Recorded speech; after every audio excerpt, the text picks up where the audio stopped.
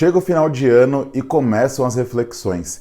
2024 está acabando, faltam poucos dias e normalmente nesse período do ano a gente começa a refletir um pouquinho sobre tudo o que aconteceu, sobre coisas que planejamos e que conseguimos executar, coisas que planejamos e acabaram dando tudo errado, a gente não conseguiu seguir, coisas que deram muito errado também.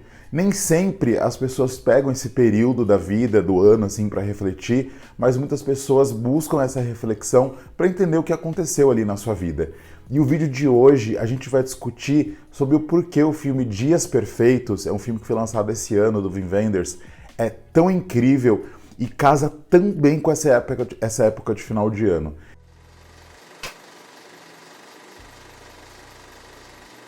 Esse filme foi lançado já há alguns meses, eu não pude assistir, foi passando aquela correria do ano, e eu não assisti. E essa semana eu falei, puxa, eu preciso muito ver esse filme que eu tô querendo ver faz tempo, e que grata surpresa foi assistir esse filme Dias Perfeitos. Ele me promoveu tantas reflexões, ele me trouxe tantas formas de enxergar a vida e o cotidiano que eu não imaginava. Aqui a gente não vai encontrar aquele filme cheio de reviravoltas e plot twists que vão fazer você ficar, meu Deus, o que está acontecendo? Meu Deus, eu não antecipei isso. Não. Ele é um filme simples, ele é um filme sobre rotina. A rotina de um personagem que você vai acompanhar ao longo de toda a rodagem. E por isso que eu acho que esse filme tem muito a ver com o final de ano, porque ele é um filme contemplativo, ele é um filme que você assiste e observa tudo aquilo que está acontecendo. Você não vai encontrar aqui um filme muito complexo de se entender. Ele é de entendimento muito simples. É muito clara a mensagem que ele quer passar para você. Mas é extremamente profunda. É extremamente reflexiva essa história que ele traz para você. Aqui em Dias Perfeitos, a gente vai conhecer a história do Hirayama, que é esse protagonista do filme, e você vai acompanhar a rotina dele. Ele acorda, rega as plantinhas dele, ele vai lá, escova os dentes, apara a barba, sai, olha o céu, contempla e vai trabalhar. E o filme vai repetir essa rotina diversos momentos ao longo de toda a rodagem e algumas alterações e interações vão acontecendo. E você conhece a história desse cara que trabalha fazendo limpeza dos banheiros de Tóquio. Tóquio é conhecida por ter esses banheiros super tecnológicos e diferentões, então você vai encontrar um monte de tecnologias e coisas diferentes ali. Pensando que Tóquio é justamente uma cidade tão tecnológica, é uma cidade tão avançada, ao mesmo tempo, essa conexão que ele traz com o simples, traz um outro olhar sobre a cidade e sobre as pessoas.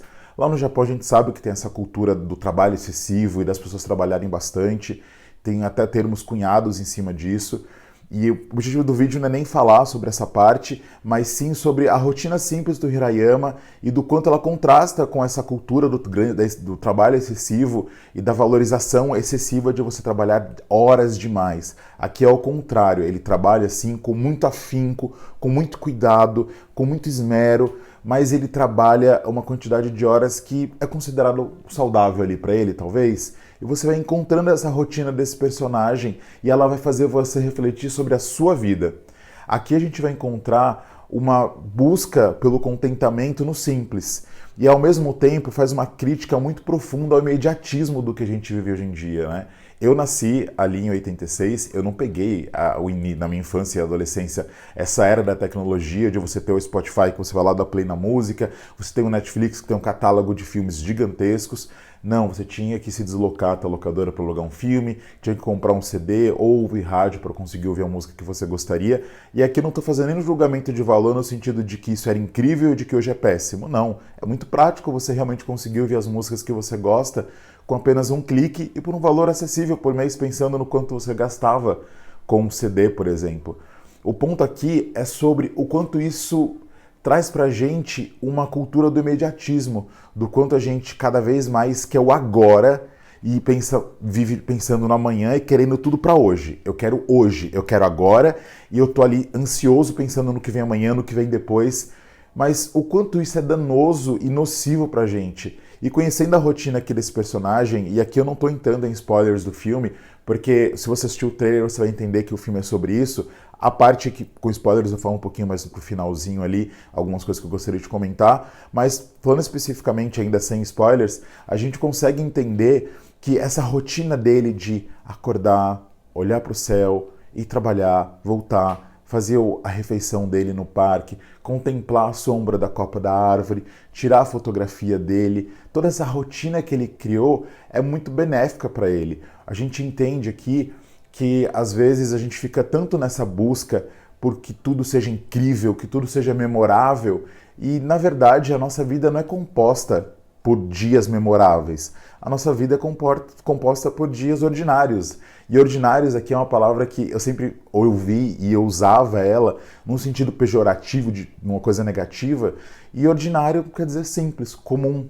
Então, a nossa vida, se você for parar para analisar a sua vida no dia a dia, a não ser que você seja um bilionário que não trabalha, que não precisa fazer nada e que está aproveitando a praia e se divertindo, você que vive uma vida normal no dia a dia, trabalhando, estudando, enfim, vivendo a sua rotina aqui, na sociedade que a gente habita hoje no planeta, nessa sociedade contemporânea, você tem uma vida muito preenchida por dias de rotina comuns, que você acorda, vai trabalhar, leva o filho para a escola, leva a mãe para o médico, volta, faz a janta, come, assiste de repente um filme, ou vai dormir, ou então ajuda o filho com a lição de casa e vai dormir, e no outro dia você acorda novamente, você trabalha.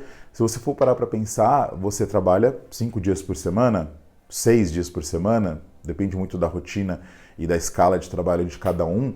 Então a nossa rotina é muito mais preenchida por dias ordinários do que por dias em que você fez aquela viagem que foi nas suas férias, que é uma vez no ano, ou que você conseguiu fazer uma viagem na praia, que você de repente vai fazer 2, 3 vezes no ano no bate-volta, ou encontro com um amigo que você gosta muito.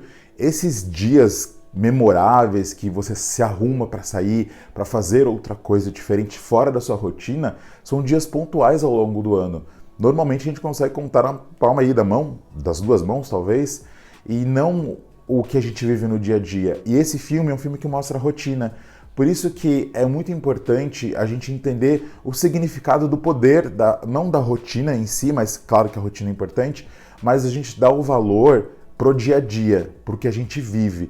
E não pense que a mensagem desse filme é uma mensagem negacionista no sentido de tentar encobertar pra gente os problemas da nossa sociedade atual, por vivemos da forma que a gente vive, consumindo de forma excessiva. Ele não traz um olhar que ignora isso. O ponto não é esse, né? Você exaltar as dificuldades. O ponto do filme é exaltar de uma forma muito delicada, muito sutil, o poder de você enxergar o belo no ordinário, no dia a dia, na sua vida. Você conseguir entender que a sua semana, a sua vida, quando você for olhar para trás, é preenchida por dias ordinários. Novamente, não estamos romantizando aqui você sofrer, você trabalhar igual um louco e ficar doente, burnout, não é isso. É de você tentar encontrar momentos que sejam importantes para você, até porque o personagem do filme tem isso. Uma coisa que é bem legal, ele dá muito valor à arte. Isso é uma coisa muito importante pro filme. Ele ama ouvir música, então você vai ver desde o início do filme, ele ouvindo a fita cassete dele, ele não sabe o que é o Spotify, sabe?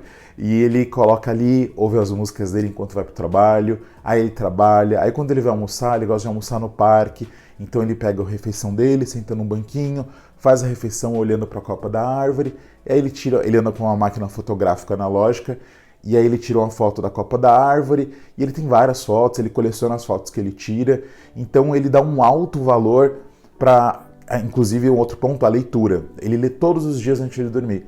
E aqui eu não estou dando a dica de coach de tipo, leia 10 livros por ano, 20 livros por ano, leia antes de dormir, acorde 5 horas da manhã, toma banho gelado. Não é isso que a gente está discutindo aqui. Aqui a gente está falando com um olhar muito sensível em cima do que funciona para você, de você tentar entender na sua rotina o que funciona, o que para você faz sentido. E aqui no filme ele discute isso de uma forma muito linda, e aqui ele valoriza demais a arte. E ali você entende o quanto os escapes são importantes pra gente, o quanto é importante você ter tempo pra você ter tempo pra encaixar na sua vida. Esse filme assim me pegou no momento que eu estou agora, nessas reflexões de final de ano, nas coisas que eu gostaria de ter feito e não fiz. Então tentei começar a atividade física por ser uma pessoa sedentária, trabalhar uma parte do tempo de home office e não consegui encaixar na minha rotina. Encaixei por um período, me lesionei, depois não voltei por puro desinteresse e falta de cuidado comigo mesmo. E foram questões para mim, questão com a alimentação, que eu tentei controlar, depois eu desequilibrei. E eu fiquei olhando muito para tudo que eu gostaria de ter feito que deu errado e que eu falei, poxa, eu tentei tanto, eu planejei tanto para que essas coisas funcionassem, mas outras coisas deram certo, como por exemplo o canal, que é uma coisa que eu gostaria de ter voltado com os vídeos, não conseguia ter essa rotina e hoje eu consegui colocar o canal na minha rotina. Infelizmente fiquei aí 2 ou 3 semanas sem postar vídeo, foram 2 na verdade, porque eu fiquei muito doente e eu tava com sinusite, travei a coluna, labirintite, aconteceu tudo, fiquei sem voz, então não tinha como gravar e não tinha conteúdo suficiente de backup, então eu não consegui postar vídeos, mas eu entendi que, ok, isso é um momento, é um problema que aconteceu, eu preciso lidar com ele da melhor forma. E eu fiquei refletindo sobre as coisas que eu consegui, que, como eu disse, o canal, que é voltar com o canal, consegui estudar algumas coisas que eu gostaria de estudar esse ano, outras deram errado, outras deram certo, e isso faz muito parte desse momento. E eu começo a olhar e pensar, poxa, o que eu quero mudar para 2025? E aqui não mudanças bruscas, aquela coisa do tipo, vou mudar minha vida, eu vou virar musa fit. Não vou porque eu não consigo, não faz parte de quem eu sou, mas eu posso começar com pequenas mudanças. E quando eu assisti esse filme, a forma como ele me impactou, a forma como ele me fez enxergar a vida e enxergar as coisas que eu estou discutindo comigo mesmo, no meu íntimo, refletindo sobre, me deixou bastante intrigado e me deixou muito emocionado. Depois eu assisti o filme sozinho e o Victor não estava em casa e quando ele chegou eu falei, vamos assistir esse filme, quero muito que você veja. E para ele foi tão impactante quanto foi para mim. Conversei com outros amigos que tinham assistido e todo mundo se sentiu muito emocionado, muito tocado pela história, que é uma história simples, sem grandes reviravoltas. Você tem que ter paciência para assistir esse tipo de filme, não adianta estar naquele dia que está agitado, tem que ser dia que está com calma, larga o celular de lado e só contempla a beleza que é a existência desse filme.